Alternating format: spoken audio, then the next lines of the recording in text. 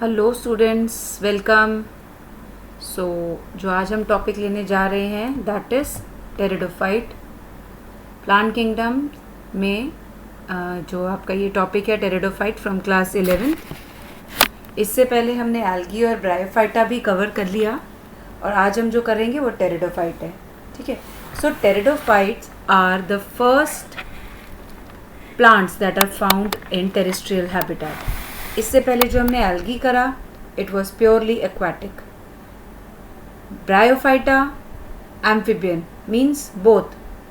It can be found on land also and it needs water also. Even कि pteridophyte को भी water चाहिए for fertilisation, but हम इसको still we call it as terrestrial plant. ठीक है। Terrestrial ये जो टेरिडोफाइट है ये थोड़ा सा बच्चों को डिफ़िकल्ट टॉपिक लगता है क्योंकि इसमें बहुत सारे न्यू वर्ड्स ऐड होते हैं and which makes it a bit confusing. But अगर हम इसको ध्यान से धीरे धीरे समझते जाएंगे तो आई डोंट फील कि आपको कोई दिक्कत आएगी इसको समझने में। तो चलिए स्टार्ट करते हैं टेरिडोफाइट। टेरिडोफाइट मेनली आपके horse tails and ferns include करता है। ठीक है। क्या इंक्लूड है इसमें? Horse tails and fern.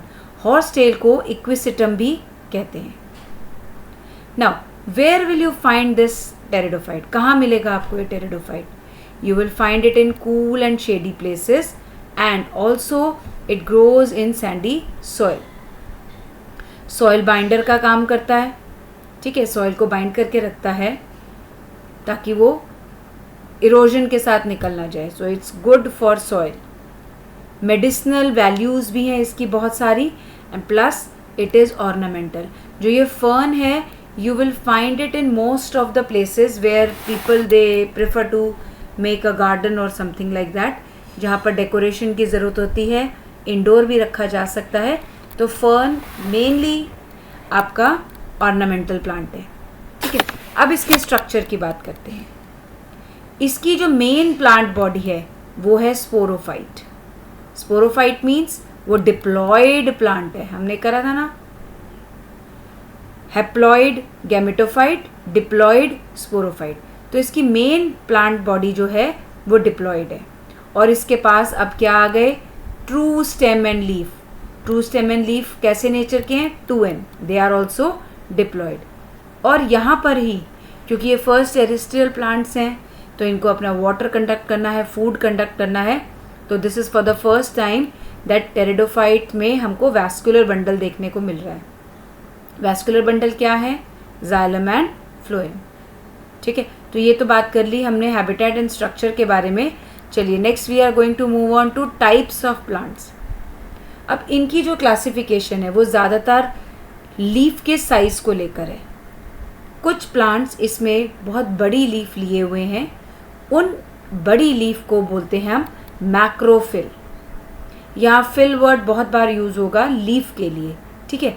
Macro you all know is large and phyll for leaf. तो मैक्रोफिल लार्ज साइज लीफ है। ठीक है। और ये हमको किस में देखने को मिलती हैं? फर्न्स में। स्मॉल साइज लीफ का हमारा बहुत अच्छा एग्जाम्पल है स्लेजिनेला। स्लेजिनेला की लीव्स स्मॉल है और इन स्मॉल लीव्स को हम कहते हैं माइक्रोफिल्स। तो हमारे पास दो तरह के प्लांट्स हो गए जिनमें दो तरह की लीव्स हैं, मैक्रोफिल्स एंड माइक्रोफिल्स। ठीक है। अब हमने बात कर ली है इनकी लीव्स के बारे में। अभी तक प्लांट्स में हमें सीड्स के बारे में नहीं पढ़ा। तो इसकी रिप्रोडक्शन कैसे होगी? इसकी रिप्रोडक्शन होगी स्पोर्स से। ठीक है। स्पोर्स कहाँ हैं इसके? स्पोर्स कहाँ हैं इसके? ब्रायोफाइटा में जैसे हमने पढ़ा था स्पोर्स जो है वो कैप्सूल के अंदर है। यहाँ पर स्पोर्स हैं आपके स्पोरेंजिया के अंदर। स्पोरोफाइट स्पोर्स बनाएगा और ये स्पोर्स कहाँ हैं आपके? स्पोरेंजिया के अंदर। यहाँ लिख भी दिया है आपके लिए कि ब्रायोफाइटा में कैप्सूल था और एल्गी में सीधा जाइगोट था। तो हम ये कह सकते हैं कि कैप्सूल और जाइगोट दोनों एनालॉगस हैं टू स्पोरेंजिया। तो कहाँ बन रहा है स्पोर्स? स्पोरेंजिया के अंदर। अब ये स्पोरेंजिया कहाँ देखने को मिलेगा?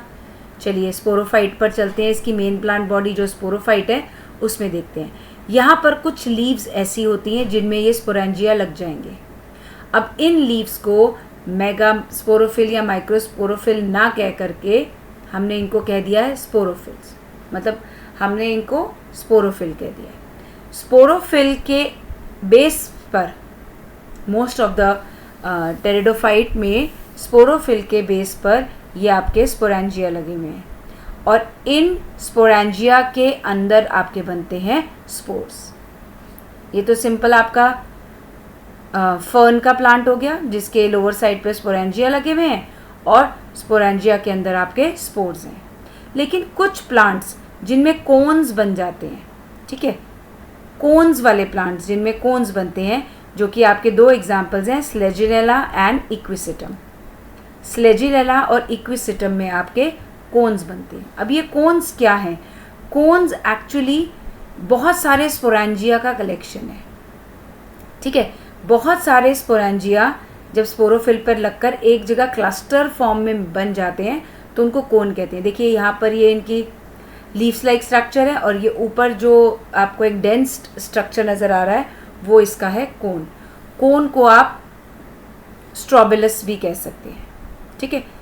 कुछ प्लांट्स में डायरेक्ट स्पोरेंजिया स्पोरोफिल के ऊपर लगे हुए हैं और कुछ प्लांट्स में ये स्पोरेंजिया जो है ये क्लस्टर फॉर्म कर देते हैं और बन जाते हैं एक कोन, जिसको आप स्ट्रॉबिलस भी कहते हैं। और ये जो दो आपकी बुक में एग्जांपल्स दे रखे हैं वो है स्लेजिनेला और इक्विसिटम। इनको याद कर सकते हैं हम बड़े आसान तरीके से। आप ये ऐसे याद कर सकते हैं जैसे sledge and equisetum. Equisetum word जो आता है वो हॉर्स फैमिली से आता है। तो आप क्या याद कर सकते हैं कि एक स्लेज को एक हॉर्स पुल कर रहा है, ठीक है। ये जस्ट ऐसी इमेजिनेशंस होती हैं जिनसे कि आपकी लर्निंग थोड़ी इजी हो जाती है कि एक स्लेज को एक हॉर्स पुल कर रहा है, ठीक है। ये I am not able to draw it beautifully with this cursor, आप इसमें ड्रॉ कर लें, ठीक है। ये हॉर्स की टेल बना दी, ये इसकी लेग्स हो गई, ये इसका आगे बन गए। Means a horse is pulling a sledge, तो बन गया।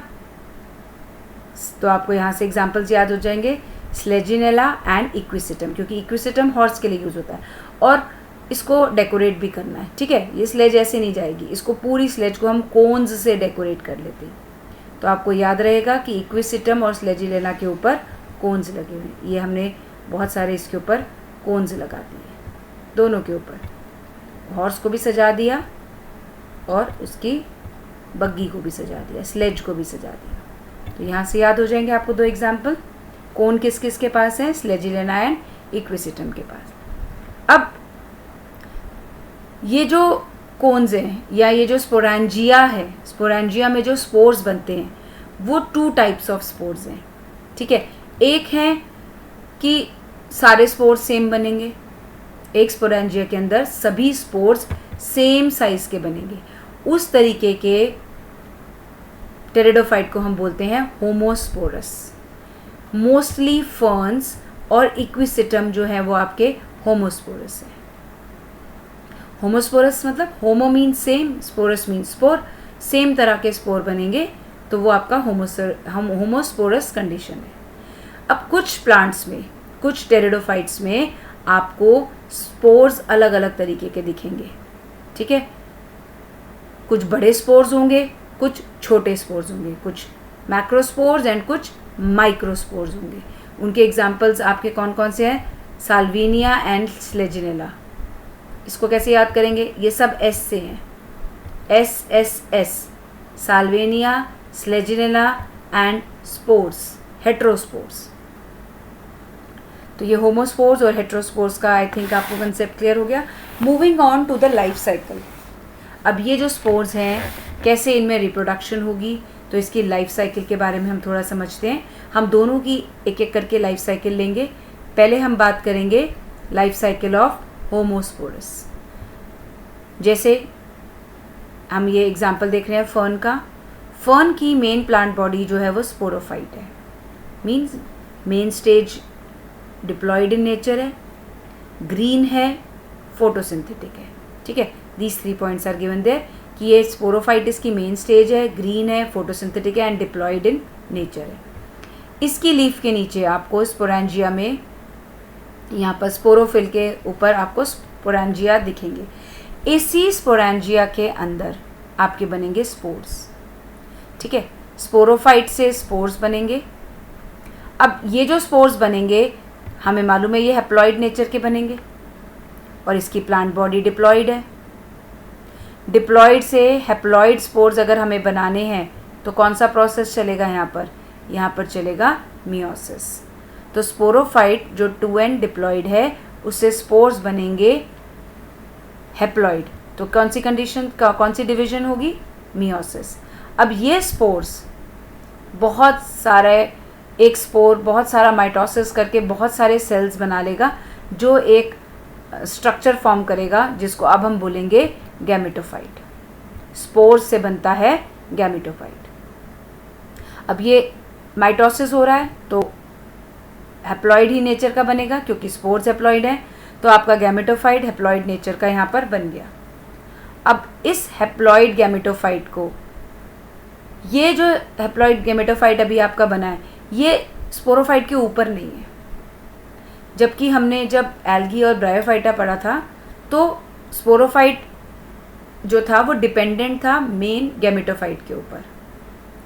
ठीक है, स्पोरोफाइट जो गैमेटोफाइट था एक दूसरे पे डिपेंडेंट थे। मींस जब हमने एल्गी की बात करी थी जो उसमें जाइगोट बना था वो जाइगोट डिपेंडेंट था गैमेटोफाइट के ऊपर, और जब हमने ब्रायोफाइटा पढ़ा था तो उसमें जो स्ट्रक्चर बना था फुटसीटा कैप्सूल वो भी गैमेटोफाइट के ऊपर ही लगा हुआ था।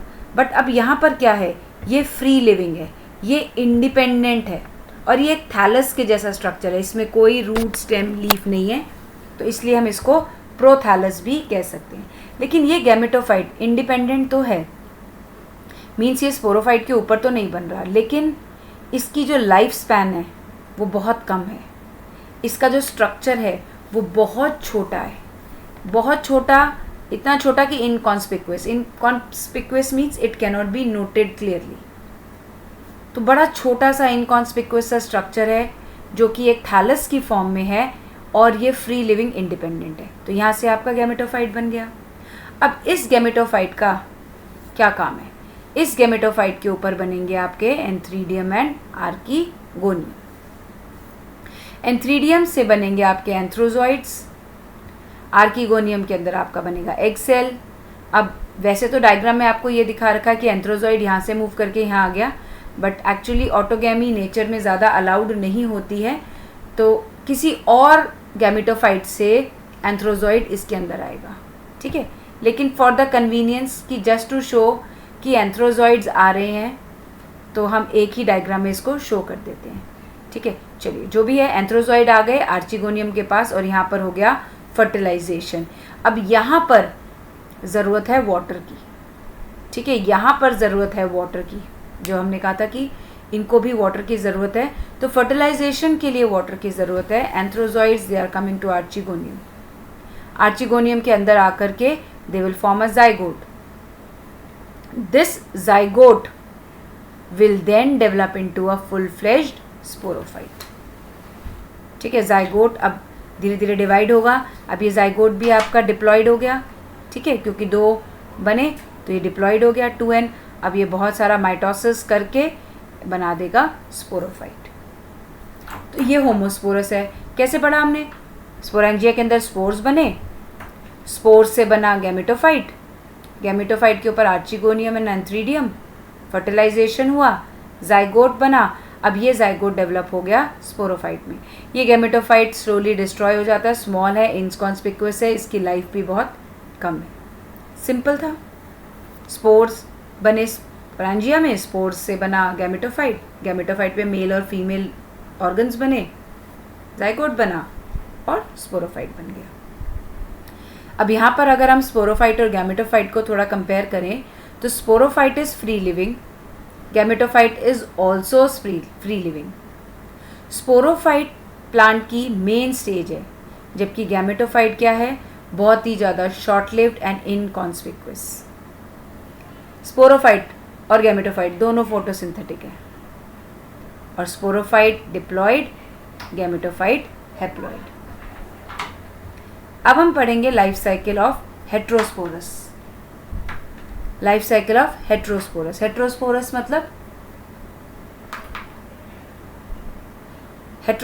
मतलब जिसमें दो तरह के स्पोर्स हैं, ठीक है। अब ये स्पोर्स कैसे हैं? ये कोन के अंदर हैं, ये देखिए,